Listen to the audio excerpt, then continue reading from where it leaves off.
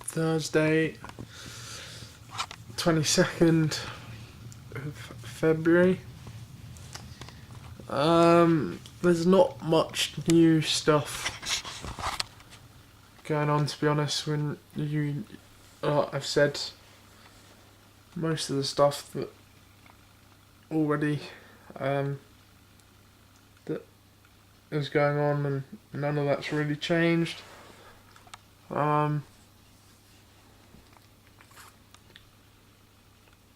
What's happening?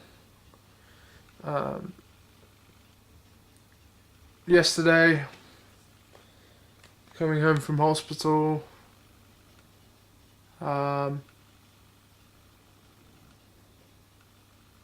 just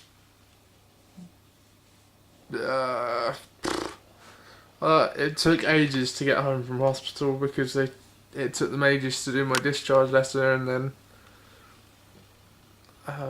after that they didn't even give me any meds. Made me question why the hell it took so long. But you know, I basically I could have gone home in the morning if they'd managed to get like my paperwork and stuff sorted out, but I didn't end up leaving until the afternoon, and it just I was in a bad mood anyway because the food at the hospital was absolutely shocking.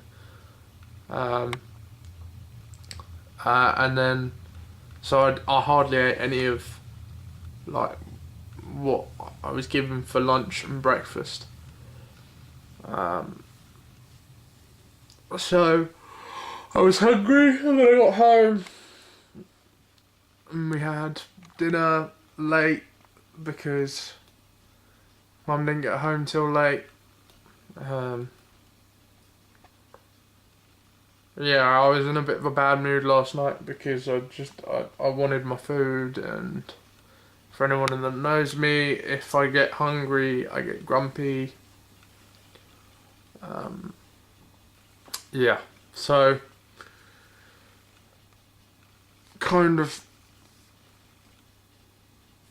was in a bad mood from that. I was also uncomfortable a bit, and just thinking about being further away from the goal of like getting better than I thought I was going to be at this stage. Obviously having to put back the nerve op, and yesterday was meant to be the nerve op, and I think that kind of hit me yesterday. It was a big kind of knockback. It's like a 2 or 3 week knockback from having that nerve op.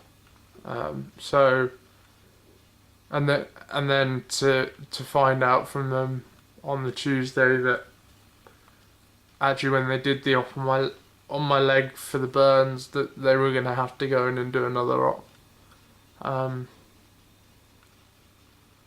Kind of sucked because it's like an extra week.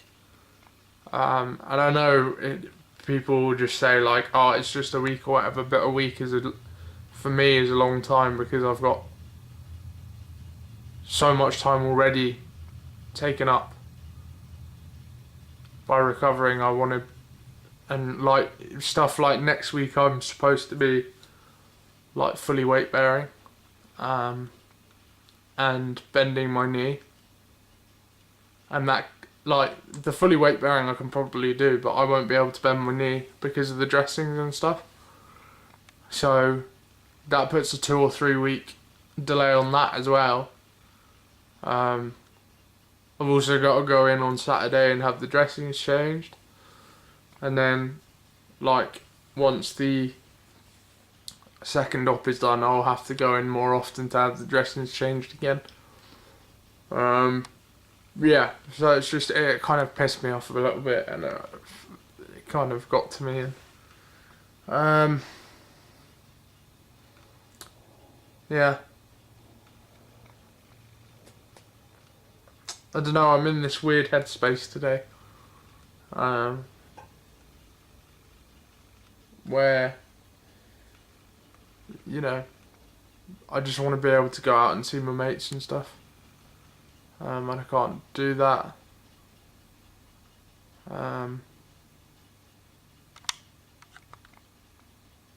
Yeah, it's annoying. But I'm gonna try and organise some stuff with my mates at some point. And I can feel like almost like the remnants of the nerve pain coming back at some points. So it's like trying to keep on top of my drugs and stuff. And like I can feel it in my foot now, like there's kind of tingling that hasn't quite made it to a burn yet. But like my leg feels hot anyway because it's in this bandage, but it starts to feel even hotter. But there's nothing to suggest that that's the nerve waking up because my toe still doesn't move. My foot still doesn't move when I want it to, like, lift it up, and it basically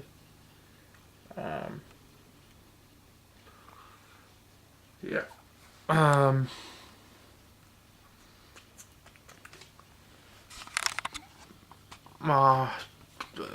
not sure what else there is to say, to be honest with you, other than kind of struggling with my headspace and trying to stay positive and stuff. I also really need a haircut, but I can't go and get that done until I can bend my knee.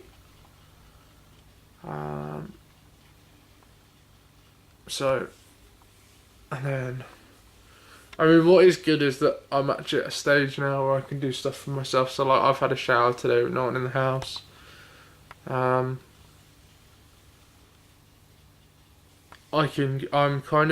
quite close to full weight bearing already.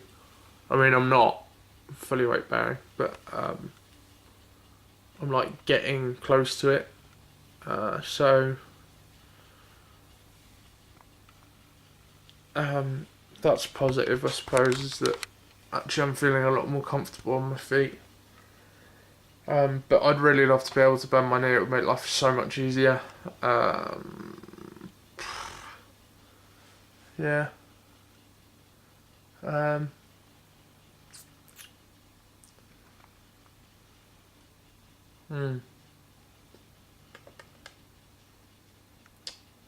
Oh yeah, I thought I might do on the end of this video. In fact, I'll do it now. Because basically what I wanted to do is I wanted to do like my predictions for this weekend, with the rugby happening. I'm gonna try and be like unbiased as well, because just try and make it a bit more legit. So I'll start with the Wales-Ireland game. I know in the first week everyone really thought that Wales were like, you know, I heard loads of people talk, and they even said it on TV, that's one of the best Wales performances they've seen in years. But for me, I've seen Wales perform a lot better than that. And actually I thought that the Scots were so bad in that first week that they made the Welsh look incredible. But if you look at the scoreline, I think really with the team playing that badly, it should have been a 50-60 pointer. I think a team like Ireland or a team like England would have put the Scots to the sword more. And that last try that Wales scored, getting them the bonus point, having to get a bonus point try off a forward pass, and then not having any other points or any other tries beyond that, I think it kind of showed that they weren't playing as well as everyone said they were. They did play very well anyway, but I just think like people needed to pull back a bit, and I think maybe that overhyped them going into the England game. I'm not like super optimistic about England this year, but I'll get onto that afterwards. Ireland didn't look convincing in the first week against like a typically unpredictable French side, but with a couple of players who have the ability to like really change a game, like Teddy Thomas on that wing, has shown in the last in the first two games that he's got this kind of electricity about him, kind of a bit similar to Anthony Watson with England. So, but I think Ireland, they kind of had the game against Italy where they were able to hit their stride and kind of chuck a bunch of their new players like Joey Carberry on for Johnny Sexton like relatively early on, and allowed them to kind of stretch their legs a bit. I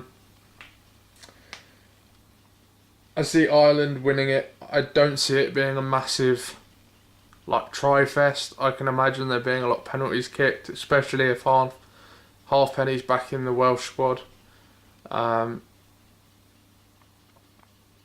So I imagine that Ireland will win, and I'm going to say by 6 points. That'll be my margin. I think the Welsh are a bit more ill-disciplined than the Irish from my point of view anyway. And give away a few more penalties. Obviously it will depend on how the game is refereed, but Ireland, with their kind of ability to choke tackle and turn ball over, I think will come out on top with that. My prediction for France-Italy. France obviously having dropped, I think it was 8 of their players for a incident after the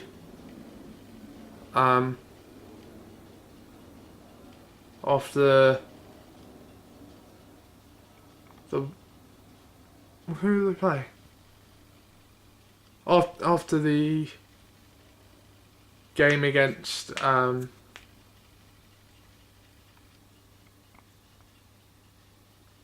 on.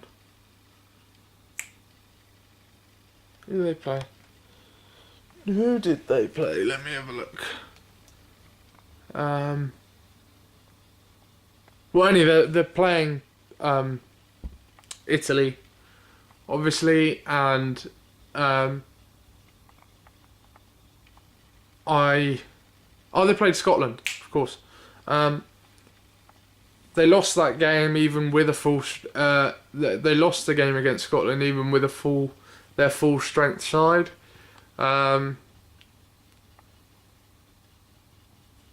I see them winning it anyway, even against Italy. Unfortunately, I just don't think the Italians have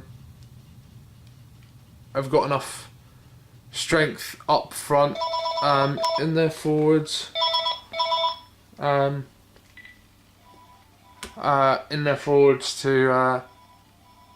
To be able to compete with the French, to be honest with you.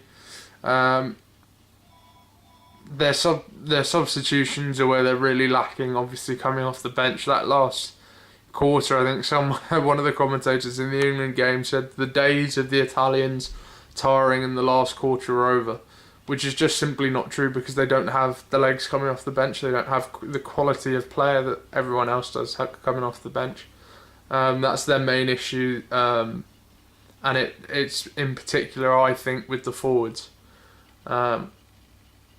Parise might be able to get them somewhere against a relatively kind of low expectation French team because of all the players that have been dropped. But I honestly think he's got too much to do, and that the French will just kind of. I don't think it will be. Again, I don't think it will be a pretty game. I think it will be pretty scrappy, and I'm going to say the French will win it by 10 points. And then England, Scotland, difficult one. I'm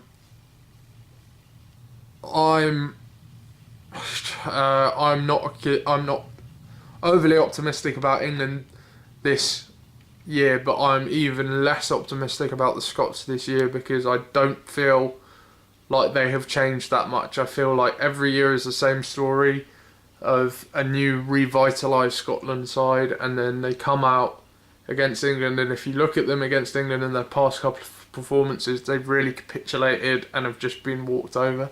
I don't think they'll do that this time. I don't think that they will have quite the flop that they've had before, but I still see England coming out as winners. So I'm going to say, especially with, I think Nathan Hughes coming back for England is massive. A big ball carrier, got a lot of power. Struggles with his discipline at times, as far as like giving away penalties and stuff, but I think he will. I think he'll make a big difference to the ball carrying going forwards, and I just see that George Fordo and Farrell Axis being too much for the Scots to handle. To be honest with you, two amazing ball players in the middle of the park, and I think they will get England where they need to be because I think the Scots will give them too much space. They won't be able to get to them. I know Hamish Watson and co will try and put a lot of pressure on them, but I look at the England team and I'm a lot more excited about it than I am when I look at the Scotland team.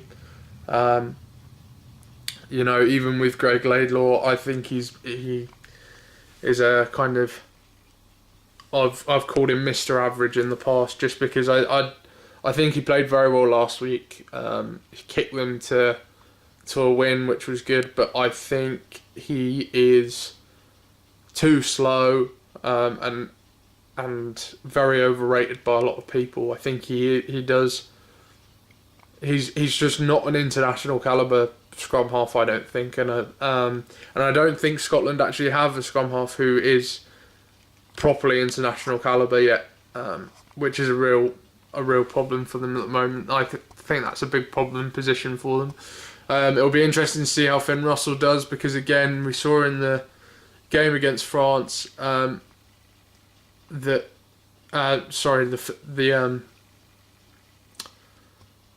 game against France. I think you saw both sides of him, and he can be really erratic and do some really kind of out there things, but can do them really well and then can also do them really badly in the same game, which you don't get with a lot of fly halves. So that's how I see that. I see England winning that by probably about 10 points, yeah. About 10 points. I'd say 15-25 or something like that as a final score would be my prediction for that game. So that's my predictions for all three. I